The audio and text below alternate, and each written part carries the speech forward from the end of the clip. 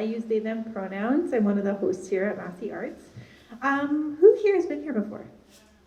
Oh my gosh, most of you. Okay, cool. Awesome. So you'll have heard my welcome. But for those of you that haven't been here before, I'm welcoming you and welcoming others back. For those unfamiliar, Massy Art Society is an Indigenous-owned and led nonprofit art space. And our mandate is to provide space for our community members. So on our website, it says Indigenous and otherwise over-excluded artists.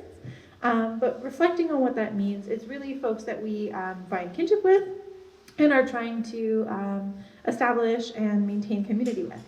And so what I like to say is that we are here to hopefully hold space for your joy and your grief and your big ideas and lots of emotions and thoughts outside and in between. And we are supposed to do that here if we're really claiming the intention of the space together. And so hopefully you can help me do that today along with our authors and our hosts. I would be remiss to talk about space without acknowledging the land that we are on. So I want to acknowledge right now that we are on the unceded, ancestral, stolen, and occupied territories. Come in.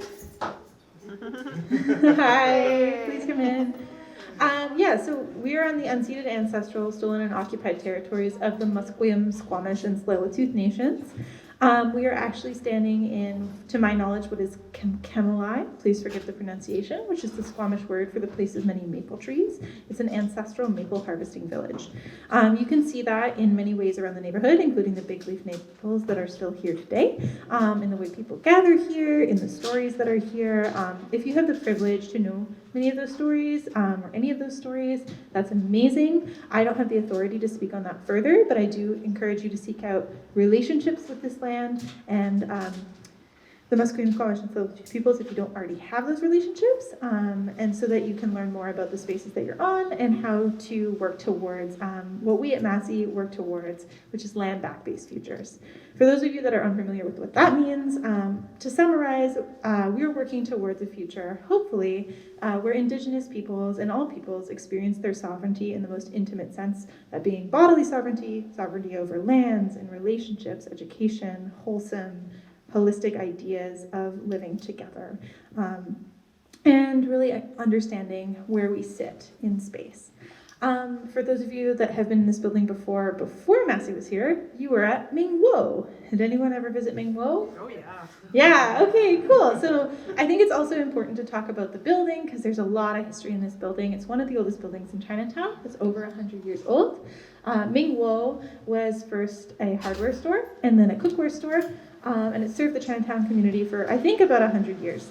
Quite literally, the hammers and nails that built parts of Chinatown came from this building. So I think it's important to acknowledge that. You can see it in our old growth floors as well.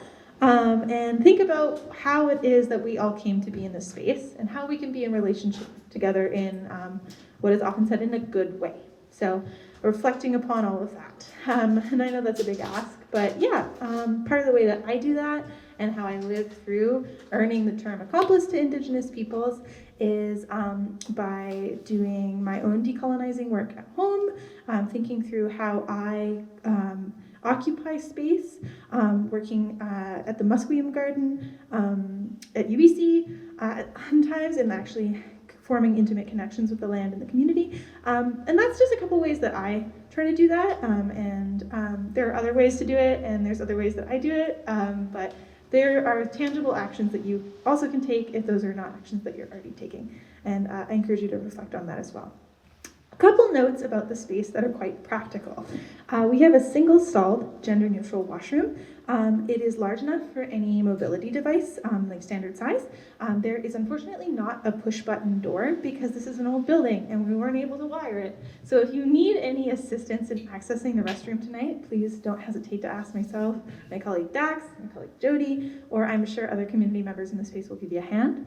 There's also a guardrail next to the toilet if you so need it.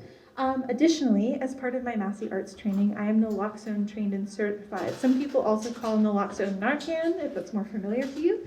If you are in need of Narcan or naloxone tonight, or if you see anyone in need of Narcan or naloxone, and I am the earliest access point, please don't hesitate to come to me. I have 2 kits on site, and I know how to administer. So yeah, with that, keep each other safe, keep the community safe if you can, be kind to our neighbors, and I hope you enjoy the space and our readers. Thanks so much.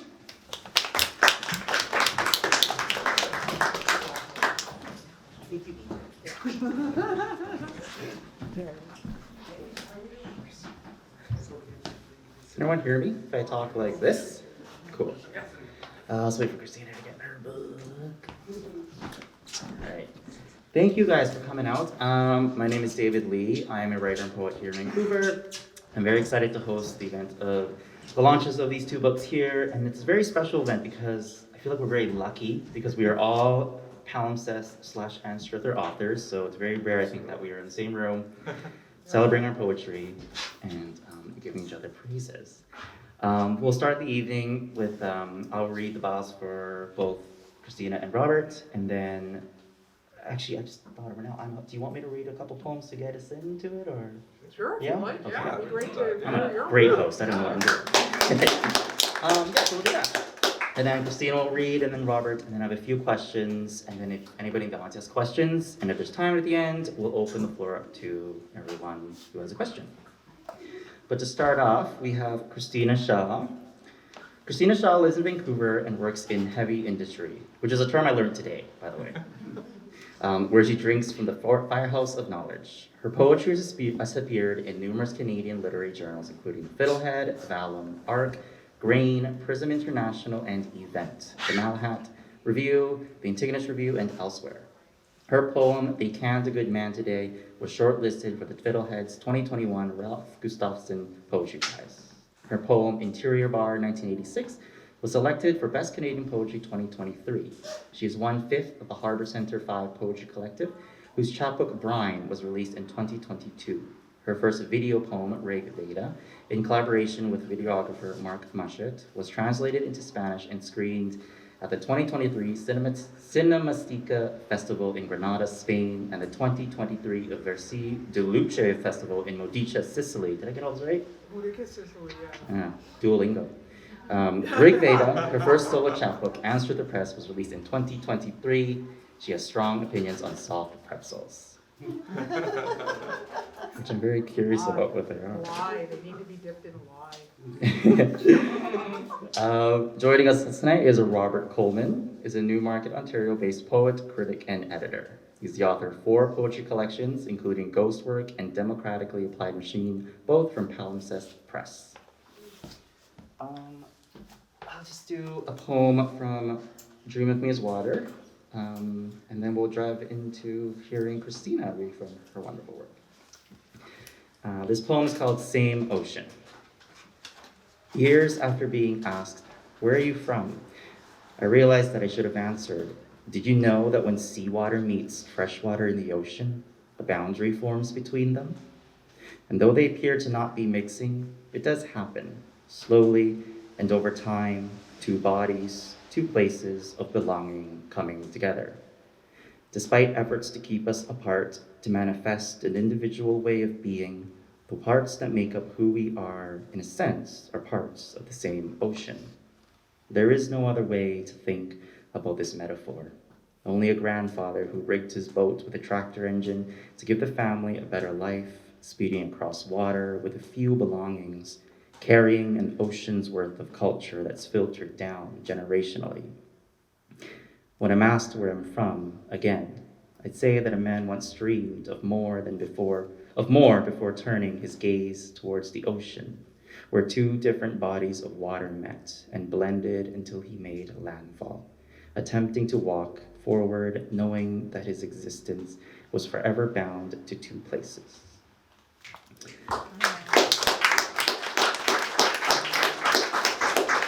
And with that, I'll hand over the mic to Christina. Christina, you ready? I'm ready, thank you. Oh, that was lovely. Adjust this because I'm tall. And too much phone all day, you know. All right, I might need a hand. Maybe not. Oh, okay. Think so? Nailed it. Is that good? All right. can tell maybe I've done this before. Okay. Yeah, thank you all for coming. A few thank yous. I won't make an Academy Award speech out of it, but thank you so much to Massy for hosting this. Thank you. Yeah, everything that you do for local writers and to create art space. It's so appreciated. Yeah, thank you. Yeah. There's so few venues in town for poetry anymore, so you've really done so much to make this a great space. Thank you to David for organizing this. Thank you to Rob. This book wouldn't exist without you. Thank you for championing my work. It has been wonderful getting to know you and talk shop in two different ways with you. Yeah, thank you all for coming out tonight. It's wonderful to see you all here. And know that you, and many people in the audience who inspire me and who'd have some good laughs at some of the content in here. So anyway, I will start. So for those of you who don't know me, I am in industrial sales. So that's the heavy industry part. And, I've seen a lot of things out there. And when I started, I was so afraid. And, I used to go to some really scary looking places under the Patello Bridge. I spent a lot of time in scrap yards. Yeah, exactly. Laugh of recognition, right? Truck yards. You show up and people look at you like you have 3 heads and are like, whoa, So, and I always wondered, oh my God, what would happen if something happened to me? Nobody would know. And I had replayed this horror movie in my mind. And I'm still, but I had to go out and make a living. And, I'm glad I did. But here are some of my early musings about that. So this one's called Fear and Probability. Here, a woman's soft body is found only in cubicle fabric nests. But I am a huntress, sparkles under steel toes, shuffling between petrochemical rainbows into open bays, under heavy lift Aulnay along the riverfront. Deliberately lost daily, I fear being found, a gutted free bird floating grayly against the boom chains. Thank you.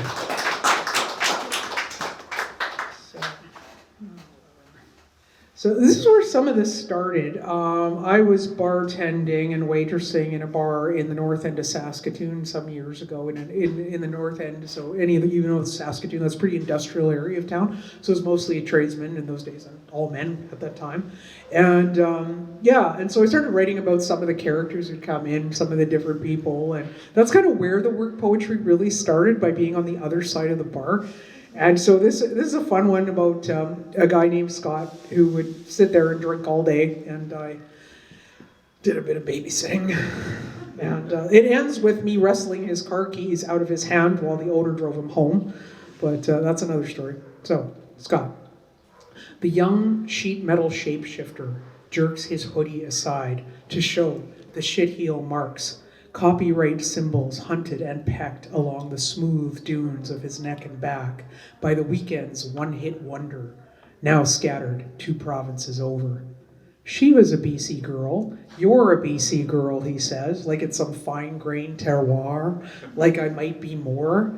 So sure he could show me a thing or two despite my 5 fingers of life's ringer on him. This barroom Dante displays a harlequined calf, imprinted damnation of his own design. The man is night blind. I am just the ferry captain with a liquor gun to steer this rickety room, thin solace in low-rise jeans.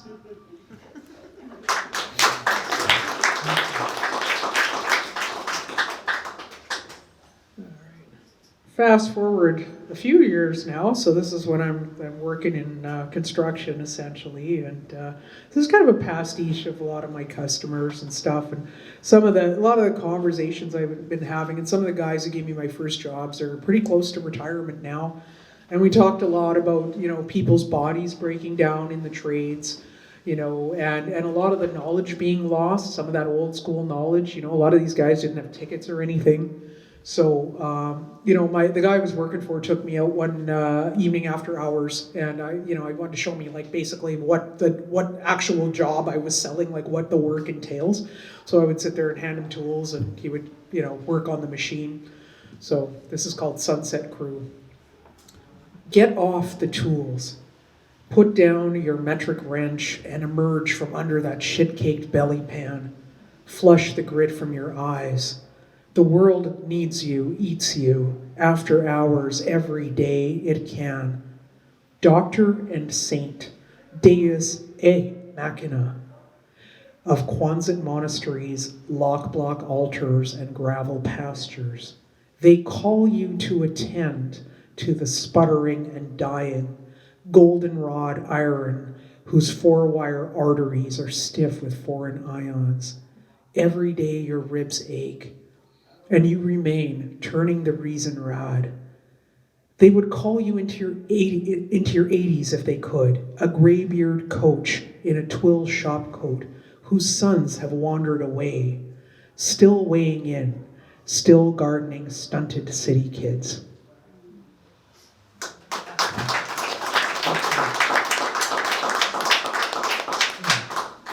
All right, parts run. So one of the things I used to do, as I was explaining to you, Kevin, earlier, is I would go pick up parts for my boss whenever he was on a job and got slammed. So this is kind of a little bit of a day in the life here. Where are we here? Let's run R4. The industrial stop and go, the old in and out, daily pockets of waiting as a courier of rubber veins and steel elbows for weeping machines. The parts counter, a sort of standing mechanic's lounge, friendly hellos and sideways eyes for the woman with teal tile nails. It's worse in tank top weather. A few drown in the pitcher plant of her cleavage. Then back on Highway 1, AC greasy, snarling about high and hard living, sitting, spine calcifying, one bead in the pain chain, weaving itself together onto the bridge. Then speed, slowing only for the RCMP pit vipers hiding past the curves while mentally mapping the pinball traps of previous tickets. She's a dancer, a drive wheel, geared up in steel-toed plant and neon orange torso, rolling into the yard with vulcanized organs and a double-double for the dirty surgeon.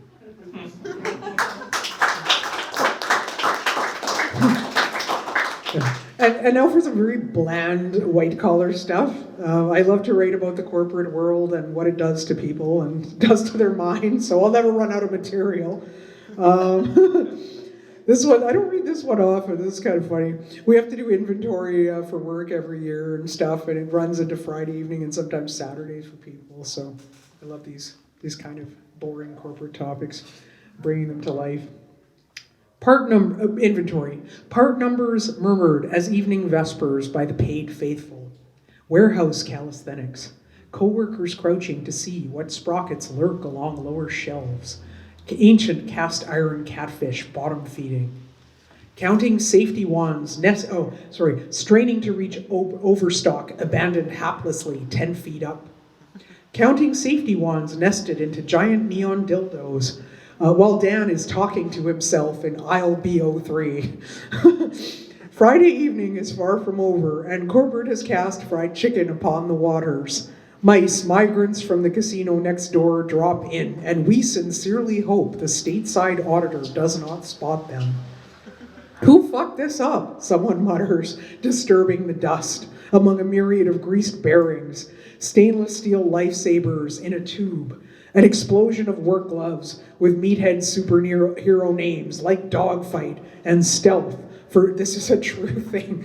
For saving, where's the marketing help, man? For saving yourself from yourself when you slip with the box cutter.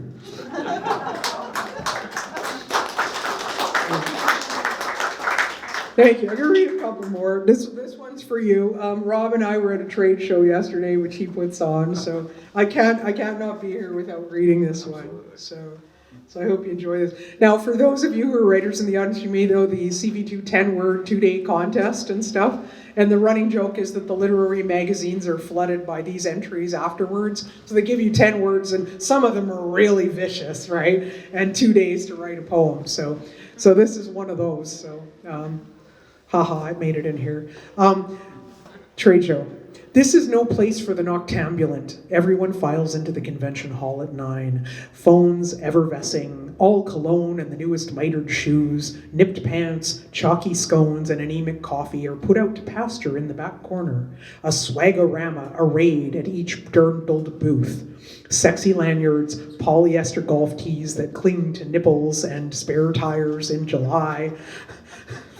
I'm sort of proud of that. Use a mnemonic to remember Rob, Randy, Raj. Wax on about whatever you've got. Piston pumps, software is perpetual subscription, or the easy 3-star resort you hauled your carcass to in February. Puerto Vallarta, reliable if anything. Such a peachy keynote. If you're going to bore them, bog them down with bar charts while they're still waking up. Competitors slink by, proffer side eye and the occasional polite broadside as, hey, we're all pretend friends here. Cross your fingers and keep your spine straight as your arches fall, all Loman-esque on ambition's thin carpet. Mingle like a free radical, then toast the round of friends for your drinks at 4.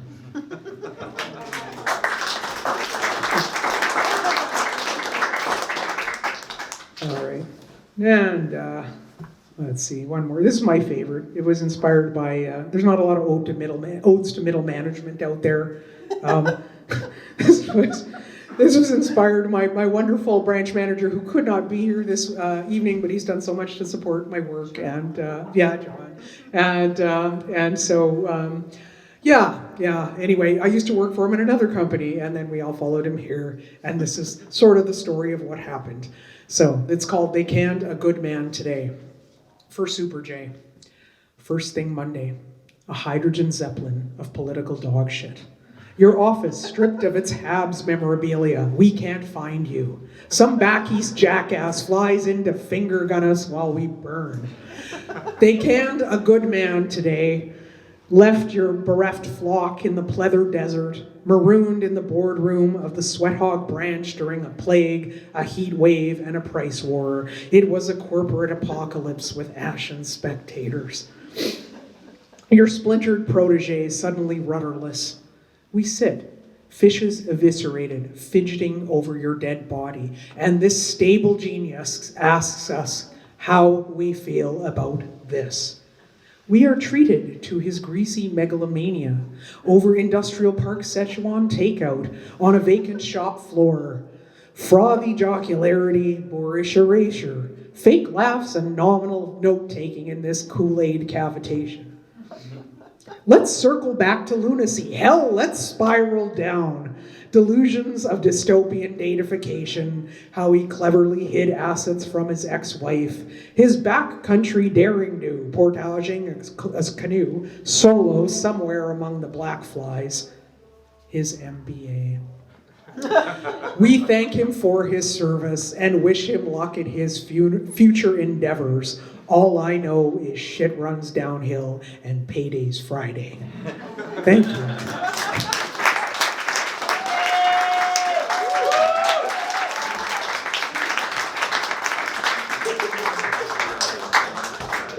Thank you, Christina. It's always so great hearing poets read their work out loud because you never know what kind of life they put injected to the words, and it's wonderful hearing you read. Which is also why I'm very excited to hear Rob read next. Rob and I missed each other a few years ago.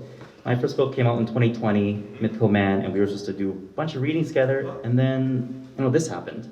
I'm so glad to be here with you now and excited to have you read Ghost Work with us. Thank you very much. I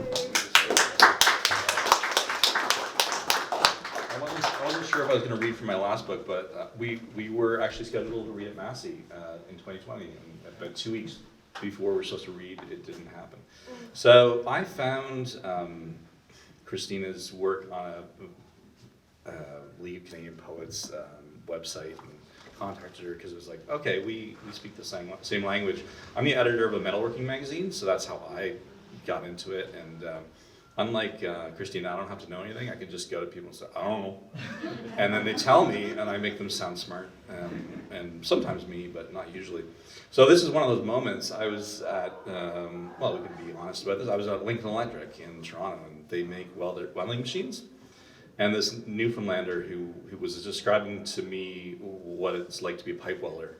And this is the poem that came from that. It's called Fealty, a Pipe Welder and His Rig. People think it's just a welder, 100 foot of cable, 10 feet of whip on the end, exact same stinger, you'd suppose. But no, I got my own rig. Need to know she'll stay lit when I'm whipping the rod. Can't have her snub on you. Can't have the electro glass over. Freeze leads to stubbing, porosity. I got 45 on the truck, 55 on the arm, and they furnish. But three repairs and I'm kicking stones. Simple. I gotta know she's mine, no one else's. I've seen her kind built. A man named George been winding armatures near 40 years. Can't say it's quite a snowflake, but partly handmade. Fires how I like, how his tools set her. So when I'm one half of a tie-in, 12 o'clock to 6 on an alligator bite, I'm skating her in there. Only watching the lightning, a storm of stupid, all shades of fucked up on the other side as the other guy's arcs fly. Yep, 100 foot of cable, 10 feet of whip, her stinger, my arm. So George, he makes the armatures at Lincoln Electric, and he retired, and then 2 weeks later he was back because he couldn't retire. He's 80, he's probably still there. Really nice man. So I'm going to read one more from this book just because I can't read the other poems. This can be very difficult. There's going to be a lot of crying because this is a difficult book. I'm already starting. There you go. Excuse me. Anyway, so I was on a tour I went to a facility in Quebec, a machine shop that made parts for airplanes. And the owner said, he held up a piece and he said, if this breaks, you die. And I was with my wife, she was taking pictures for me. I'm like, dude, she already hates flying. I don't need to hear this stuff in a factory. Anyway, but weirdly, it became a poem about whales. I don't know. It just inspired this poem. It's called Whale Hunt. We ask you to pull us further from land, harpoon snug in your side, seal bladder ballast above you. We ask after we leap from our boats and pierce your flesh, carry our skiffs as far as your might allows. Let me roll my bones, clock the dominoes back in place. There is not one Leviathan we do not love unto death. Who drew whom into the deeps? Wasn't everything necessity? I carved a compass on a scrimshaw box because direction was all I could think. Wind and current in your back as it breached. If I must now put away my blade, I would still follow you, all the tow ropes stretching unseen from bulwark and mast, cliffside and the gaff sail of earth pounded solid this doorway. So I'll have copies of this book over there later. It's the orangest book that year. My publisher first sent me this, I'm like, no. And then everyone said, no, this is great. I'm like, okay. I love the orange. Yeah, no, exactly. I have no taste. It's okay. I know that. It's all right. So this book is all about my father had dementia. Sorry. I've only done one reading from this book, and it's still very difficult, but I'm going to try to give the poem their worth. So my dad had dementia, and it was sort of, the writing of the book was sort of my way of getting through it and sort of thinking through it. But in the process, I have a great editor, thank you to Massy for having us. Thank you to David for hosting us and for making this all happen. Thank you to Jim Johnstone, who was my editor, and he did such a great job on this, and he's a great guy. He's so fun. Like I was joking about it on my launch. I said, he could reject your book and you'd still think you were going to win, like the Governor General's Award, like in a couple of weeks, because you just need to do a little editing. But you need that from a good editor. You need somebody who's going to champion you and help you through it, and that's what he does. So he helped me by helping me with using form and stuff like that to make the poems happen.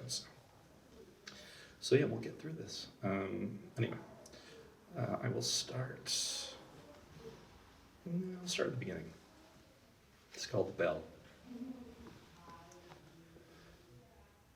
I attend the big light phone in the sunroom, waiting for your call, not expecting the radio to carry you. Rub the receiver, raise the formaldehyde ghost, but it's the bell I want, the reverberation in my fingers collected into being. Did I tell you? I'm gardening from seed this year, trying to recall in the way you can't now. Memory, a synonym for care, patience. So I plant the phone too, its fragile, opaque root, a way of reaching out to you. The best hymn likewise feels useless at this distance, but also belled because it is before us, and then our voices, our ears, and after echo. What is lost, the degradation Neruda hated, become umbilical. Your voice, I remember by imagining that ringing, and then, good or bad, the conversation begins with or without you here. I talk and talk some more until the bell takes shape, the copper wire lending heat, the clapper blooming a tenor tongue. Thank you. Another person I want to thank is Shane Nielsen, and anybody who knows Shane, and there's a few poets here who do. He's very opinionated and very talented, and he's pushed me in many ways as well. He encouraged me to write pantoums for this book, which is a form that's very repetitive, and for somebody talking about dementia, it just makes sense. And it turned into a number of themes for the book. But he also wrote a beautiful review of this poem recently online. It's called The Memory Clinic 1. I was asked to burn the cane fields. When I poured the petrol and lit the match, I could see I'd pleased my family. Grandpa and grandson looked on, smiled through the smoke, meant to rub everything clean. The barley was taken by ergot I thought had poisoned me.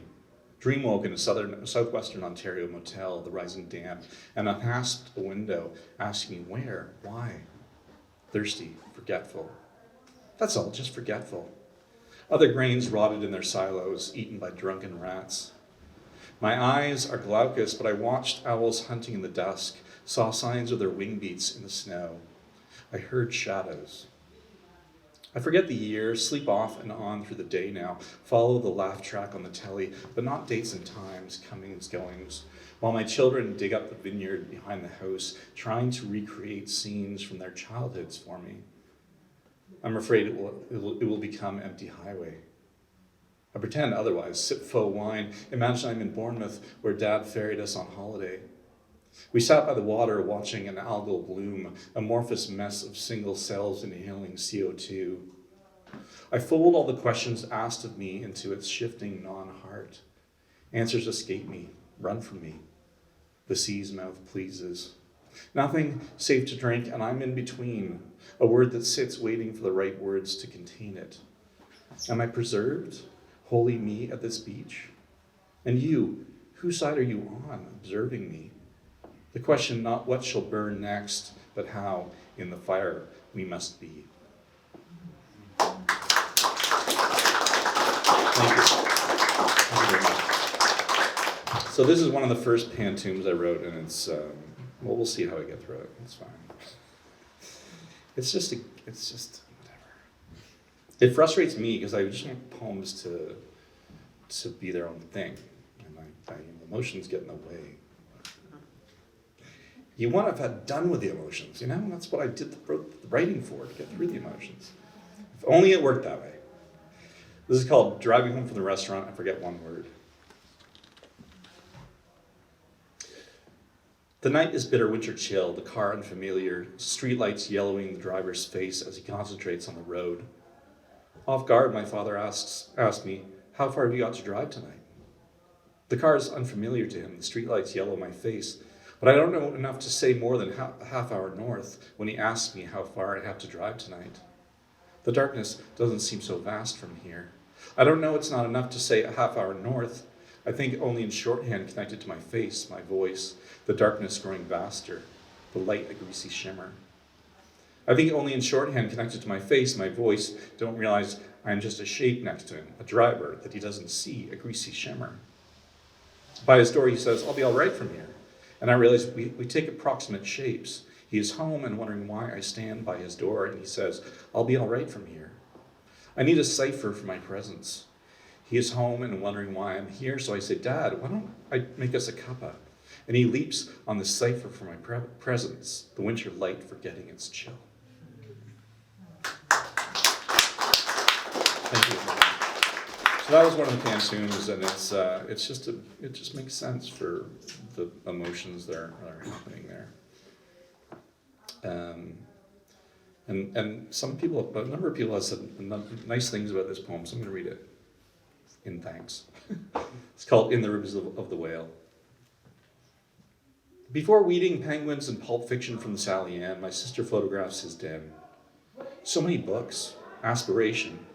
Was there a goal once beyond connection? I pick out a German primer, Bertrand Russell's short fictions, a guide to coastal birds of the United States. When did the world seem so knowable? My sister covets his teak desk, but it is anchor, not answer. Churchillian without a voice box. Outside this carapace of shelves, just some wayward sailor landlocked the pewter ashtray, his spirit lamp. Selected wisdoms are now their own animal, wandering. When I read to him from its rows, he joins me in snatches of poetry, lifts the book from my hand, turns it, caresses, cautiously riffling the pages, recalling his own face. I used to own this, he says. Sorry. Yeah. I used to own this, he says. Thank you. Okay. And this is called On the Inadequacy of the Trapped Bird Metaphor. Give him logic if not sight as he paces the house front to back, unwaking, confused. Listen from the kitchen below. Give him the knowledge of clues, if not the rope to string them through. Climb the stairs and you'll see he does not clatter for sunlight, only a place to alight for food, while the bird, unappeased, cracks feathers in your chest.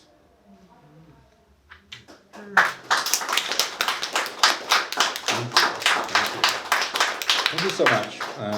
It's a weird book to read from. And to be honest, I was on a plane here and I was like tearing up at a John Cena movie. Like I'm just like emotionally just all over the place. So it's not just the book, but it's just, this is what you have to see. So, sorry, I'm looking for a poem that I didn't mark because I'd like to read it. I was listening to, I don't know if any of you know Rick Beato. He does music shows on music interviews on whatever, on the internets. And he had his interview with Sting. It was really interesting because Sting, they were talking about modern music, and he says, well, what do you miss? What do you find, what frustrates you about modern music? And he says, Sting was saying, I miss the bridge. Nobody uses the bridge anymore in music because he says that was the part that was hopeful. It gave you a sense of that we have to be hopeful, right? And I was thinking about this in terms of this book because it's not hopeful. Inevitably, it's not hopeful, but I was thinking, is there a poem in there that has something in it that is at least, I don't know, if not happy, at least takes you somewhere where there's an understanding. And I felt like this poem does that, and it's a peculiar poem. If any of you know Richard Sykin, for some reason, he inspired this. I can't explain why, but it's called Barter and Make. When he hears the clang of the knife sharpener's bell, he bothers the drawers for a towel to wrap the bread knife, the boning knife, the cleaver. The body, he thinks, the division of labor makes the body as much as it separates it. The knuckle under the strain of attention, how it kneels toward precision. He holds his bundle carefully as the handles rub against cloth, fleshless. The bell is busy against the sidewalk and he totters, his forks and spoons on the pavement before arriving at an ice cream truck. But of course, to haggle for a drumstick, a carving knife for an astropop. Do you mind? I think you'll appreciate these. I don't use them anymore, but I love ice cream. And he believes it's walls again as he delivered tubs full to grocers and confectioners. We need flesh, he dreams. We need fat. No more excision, kind sir. And the young man understands. We keep nothing. We preserve at a remove. His lover would adore this Sheffield steel. And it makes sense to him, even as he knows he shouldn't accept this transaction. We are trying to make a destination. Give chance a chance. A scoop? He's all bone, too. Flesh will fall away. The mistakes don't matter if we keep each other safe.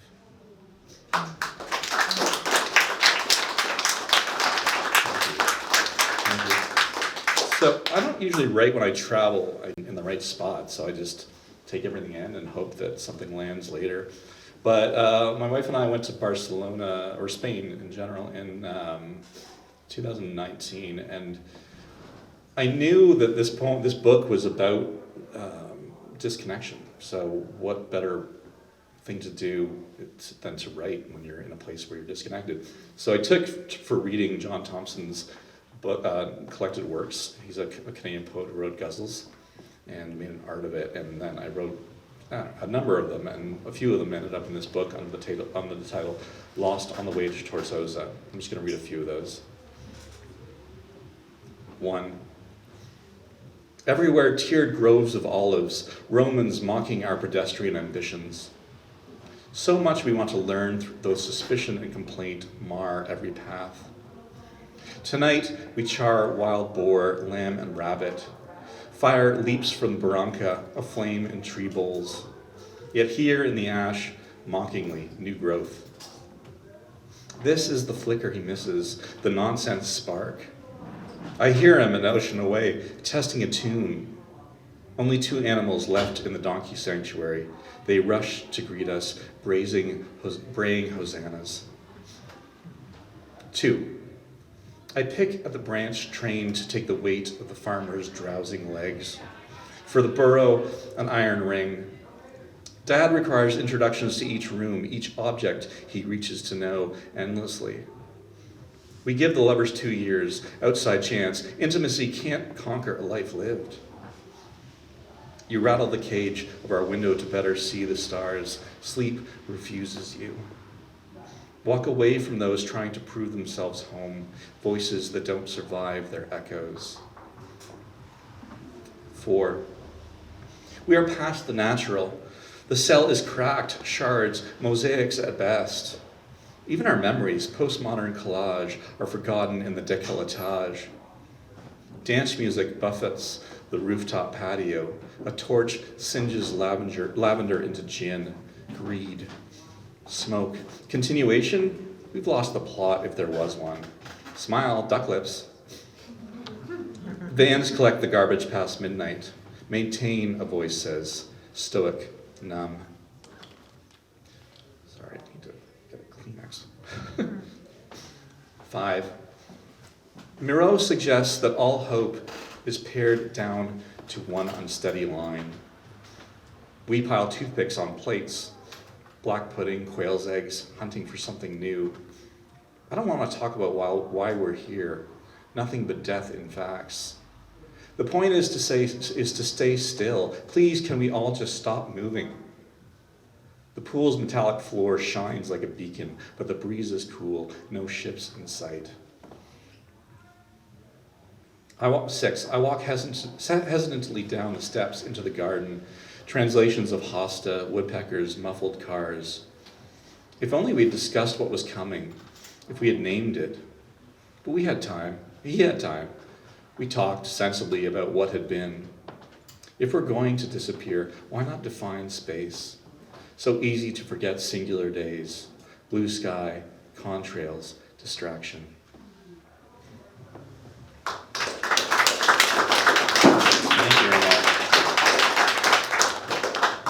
The weird thing about writing any book is that you find out you're writing about all sorts of different things in the process, and so there are poems sort of about environmental challenges, and those poems based in Barcelona, they really feel to me very pre-pandemic sort of, God, we've seen everything, we've had everything, and I'm tired, and it's kind of depressingly bourgeois, to be honest, in some ways, but it's naturally, you just feel like you can have everything, and nothing's good enough, it's a really interesting thing to read it later on and go, oh, who am I? Anyway, this is another trip. I was in Iceland, and this is called Beneath the City Remembering, Settlement Exhibition in Reykjavik, Iceland. Privilege. I roll the word about the foundations, this dig, longhouse in miniature, heat precious this far north. In the basement of the city, 780 AD on show. Screens, plant trees on the wall. Press a button, light up a doorway, a midden, a stable. We are good with dirt, the pressed and cured. That's my face there. I can feel something more than recognition, man and tool. Shadows walk the screens, the field, forest edge. Here a place of worship, here a kill. What is utility? What is purpose? Even in this dark, I identify the steaming breath of cattle at morning, a diverted stream. All this I, me. Very soon, the one forest on the island is gone. I can't remember the whole, only the feast, the barn raised proudly. All right, I think I'm going to finish with this piece. This is, again, another one of those poems about, like, really, come on.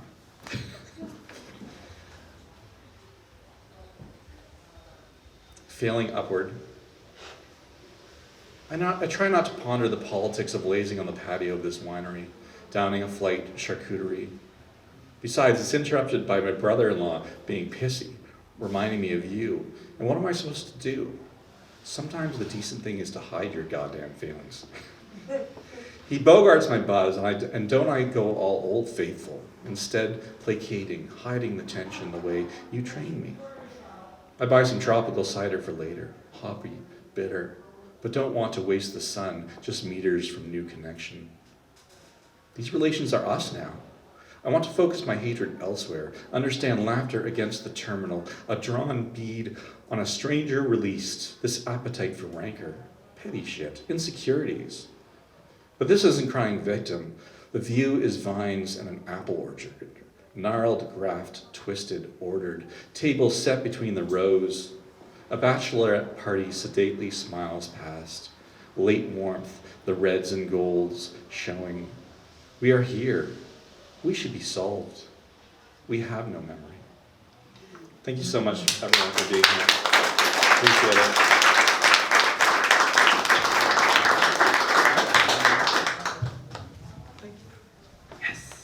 Both of you for those readings, and it was just wonderful hearing you speak your poems out loud, and it's nice to hear that voice behind the words. I just have a few questions, 3 really, and we'll keep it light and casual, and if anybody has a question at the end of time, we can ask those. But what I want to start off with talking about is, again, I feel very lucky that we have both of you here in the room tonight, because I think it's very cool that we can talk about, or I can ask about, kind of the author and editor relationship, because I feel like that is something that maybe isn't probably, I guess, seen or talked about for readers of poetry. Right. I would just want to ask about how that came to be and what the process was like, given your backgrounds in your industries other than poetry, and how that informed the editorial process. It just kind of shaped Veda, and Rob, how it formed your own outlook on poetry now, kind of working with Christine. If you guys can have a think about that. And Yeah, that's a good question. Yeah. It was terrible. Oh my God, she was so tough. Hi, Mina. Just wouldn't stop calling me. No, it was very, well, I mean, Christina was already so far along with her work and had worked with another editor, other editors and other mentors. So it really wasn't that complicated. I mean, part of it was just finding the right group of poems to make it happen. And then there were just little niggly things that we struggled with, which was really interesting because there were things I'd struggled with as a writer early on too, like using first person. That was a big thing we talked about, because you did not want to use first person. And I totally get it, because all of a sudden it's another level of being in the poem, and you know that your friends are going to read it, and all of a sudden it's really you. Even though they know it's you, it's just psychologically it feels like it's going to be like a big deal. And it is a big deal, but I think it's something we all have to get through to understand, to get close to the work and be as close to the work as we need to be. Because sometimes that obviously you don't want to overdo it, like I sometimes do, but it needs to be there. Some poems just have so much more impact when it's the first person. So it was little things like that, little big things that we chatted about, and it was really, and for me, it was fun to have a chance to think through what the shape of a manuscript is that isn't mine. And it was a lot of fun figuring out which poems should go where and how we should start and how we should finish so yeah, it helped me again when I went to do my next book and how I should shape that for sure. That's all to your experience. Yeah, no, it was absolutely, I couldn't ask for better. It was wonderful working with Rob, and he pushed me very gently in ways to, like you said, with the first person, that's always the tricky thing. I'm writing about, some of you in the audience would definitely, know that some of this comes from experience because you just have to live it, in order to know some of these little ins and outs. But at the same time, it really wasn't all about me in a way. I mean, I was trying to observe and keep a bit of healthy distance and write about other people, write about the environments and the things that I see, and especially the built environments, and try to bring people something that in many ways has been hidden. Scott. Right? Yeah, well, yeah, or just, I've written about sawmills and cement plants and slaughterhouses, and the people in them who were in a way keeping everything going and kind of are forgotten about, and not appreciated enough in any way. In some ways we become a society of paper pushers in so many ways, right? And I'm trying to, I'm lucky I have a different experience, and it can be hard at times. A lot of people wouldn't trade places with me, or some of the people here on the tools. It's tough work, but at the same time, there's so many things about it that are great. And you got that, I think, with your background, right? And that's kind of how we connected, is, you reached out to me, and I'd been kind of an internet recluse about this stuff, and because I'm like, well, what'll people think if they see this stuff? And the lid's off now, right? Thanks, Jody, for outing me on LinkedIn. So, but it's been great. It's been great. Why not tell, our stories are worth telling, I think, and it's not all work poetry that I write, but yeah, thank you. Yeah. So to see so many of you here, it's such a treat, Yeah. So that's that. I hope that answers your question. To make a long story longer, I got that from my husband. Actually, I think that's a good one. No, I'm really glad you all both said those points. It's very special once you find the right editor for your work, and they just see your work kind of in a way that you do, but also in ways that you don't. And it's nice to see that and have that gentle push in ways that you don't necessarily wouldn't want to go on your own. First person is scary though. I get it. My next question just has to do with your background in the heavy industry and working that. I want to know, because it's an industry that I did not like. I was just telling Christina, this is the first time I've heard the word heavy industry, and I didn't really know what it referred to, but it makes sense now. But I want to know kind of how working in that industry informs your kind of understanding and your process of writing poems. Oh, that's a lot to unpack. I'm sorry. No, that's okay. Don't apologize. That's a good question. I think part of it, there's an aspect of being a traveler. So, going from job site to job site, being on the road, being in the different environments all day. So there's the novelty aspect, I think, that helps. I'm somebody who likes to walk a lot, and I think there has to be some kind of movement or momentum, and it's very good for the creative process anyway. But I think there's an aspect of being on the road, but then I'm home enough so that I have, maybe I can go home and I can read and write. So I'm not like a lot of salespeople who are traveling constantly and don't have any kind of, stability. And I think that part helps. I go out, I have my experiences, and I meet, people and do things, and then I come home. When I started out, I used to write a lot. I'd pull over and I'd write during the day because the pace of my day was a lot slower. That's really hard now. So sometimes I have to just come home and write. But there's so much material. There's a lot of interesting people and interesting places, and I don't think it's been written about enough. And there actually was a Vancouver Industrial Writers Union. One of my first instructors was one of the people who formed that club or in the 70s, actually. And there is actually Kate Braid, who some of you probably know. She was one of the original members. She was the first woman carpenter in the union in Vancouver. And she's written 17 books. And so she's inspired me a lot and encouraged me so much. So part of it is knowing, there's women who've gone before me doing this. Not any salespeople, though. I don't know any others, but definitely some tradeswomen. And so I take a lot of inspiration from so many of you. So, yeah. Yeah, that's all right. I wasn't sure if the question was directed at both of us, to be honest. Yeah, fair enough. I'm in a much narrower space in this whole area, but it was meetings like the Weld poem that I read. Honestly, I think the first third of that is verbatim the conversation I had with this guy about pipe welding, and it's just I just heard the poetry in it. I mean, that for me, that's what the first thing was. Because I'd been in the industry for a while, and there were so many great words that I wanted to do something with.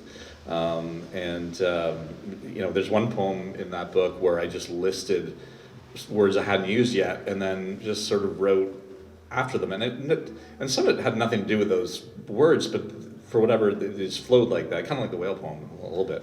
But there are other poems that I should have labeled them with the town that they came from, because some of them are there were meetings with shop owners who, a little bit like you talked about, felt invisible, right? And so having that feeling going around to all these businesses where they can't get people to work there because they're not seen. Like again, I visited a shop in Mississauga, and if you've ever been in Mississauga, Ontario, it's basically just it's a weirdly industrial place where you wouldn't know if it was a restaurant or a parts. You wouldn't know what it was. It's just a very blank.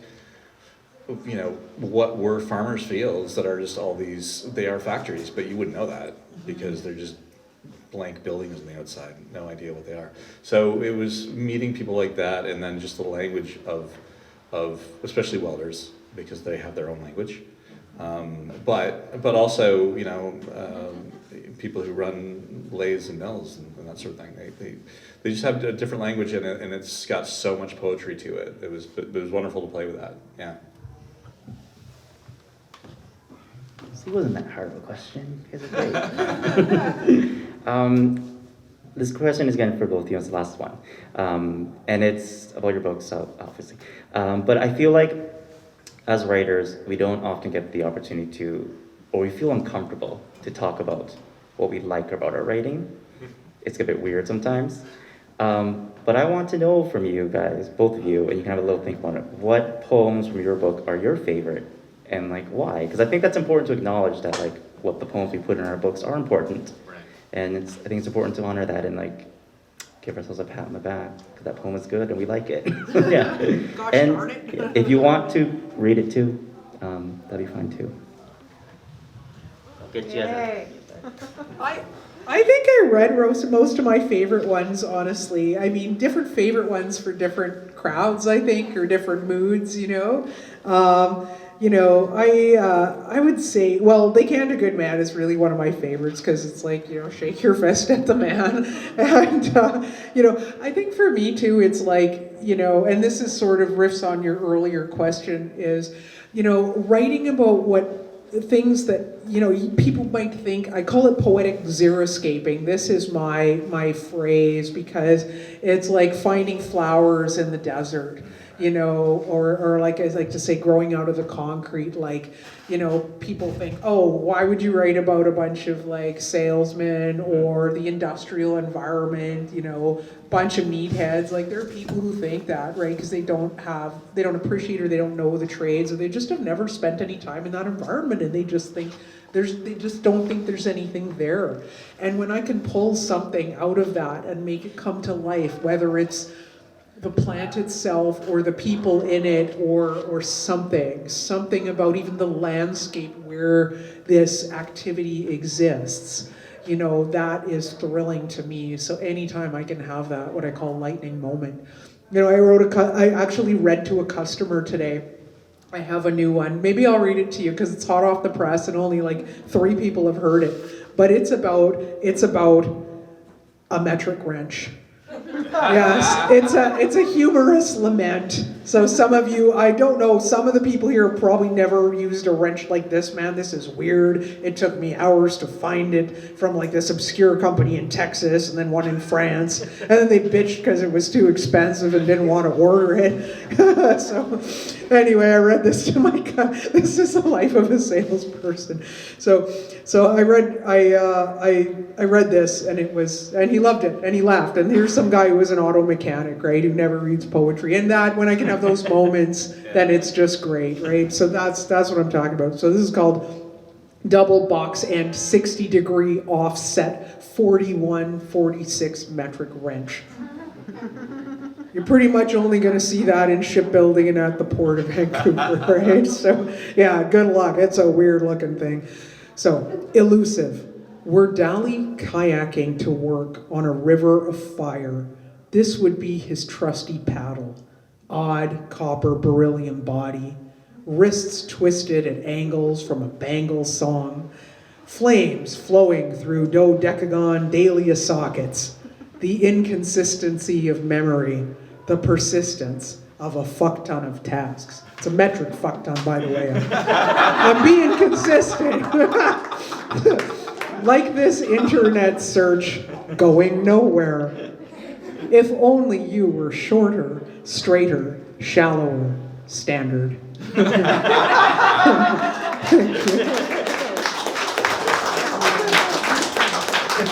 That's fantastic. Love it.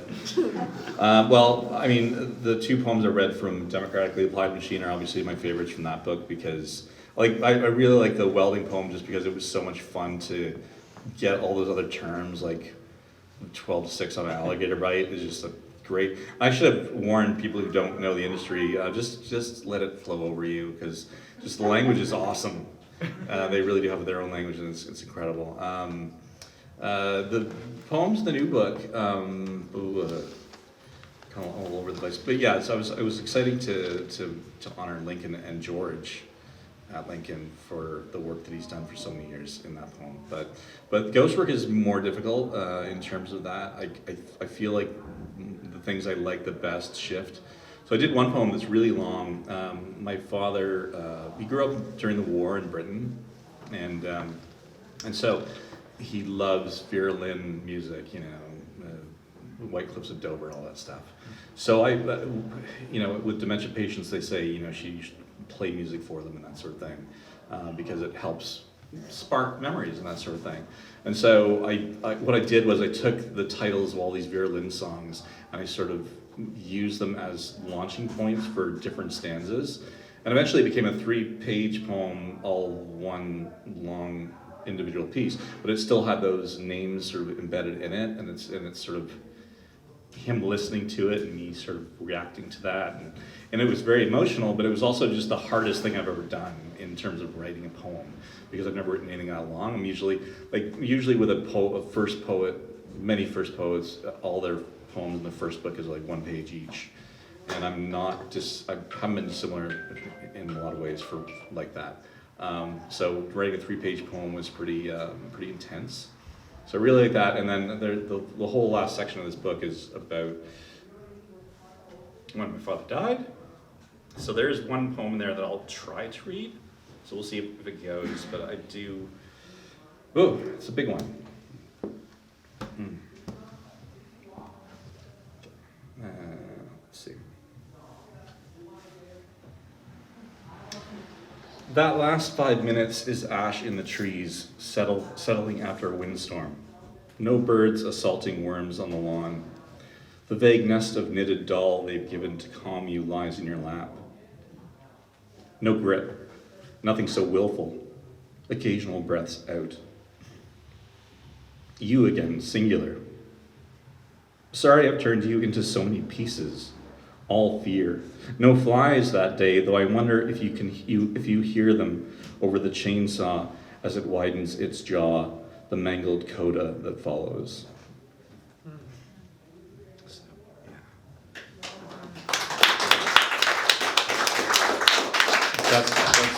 favorite poem from the book because it was obviously a very intimate moment. And but yeah, thank you for suggesting that because that made me read it. So I'm glad to share it.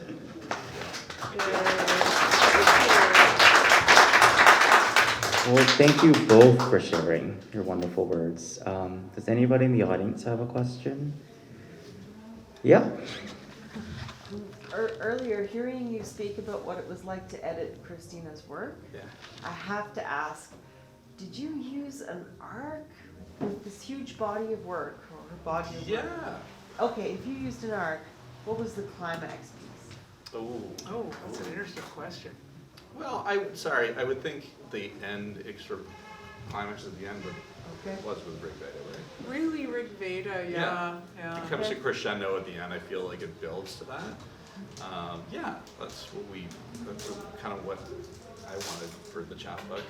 And it was the first time I ever edited anybody's book or chapbook or anything like that. Like I was talking to my friend Sam about it earlier, and I'm like, I don't want to do that. Like, it's a terrible idea to have me as an editor.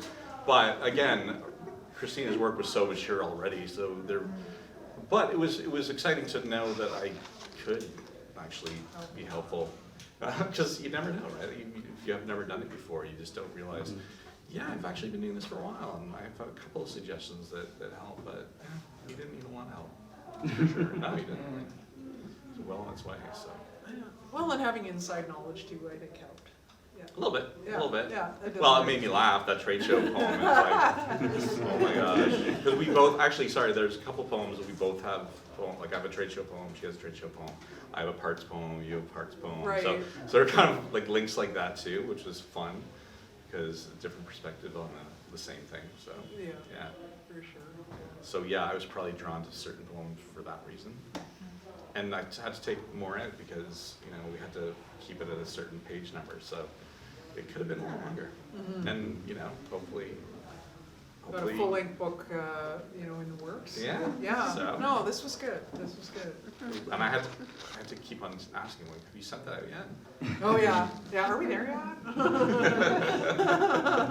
Need a little nudge. Does anybody have anything else? Yeah. I just had a question, Christina, for the title of your book. Yes. If you can comment on Rick Veda. Yes, well, some people might be familiar with the Veda, right, the Rig Veda, and it's a bit of a play on words because the idea of, the world of machines and a different way of knowing and of the way things are, there is that, just even the world of construction and the culture and a certain knowledge and,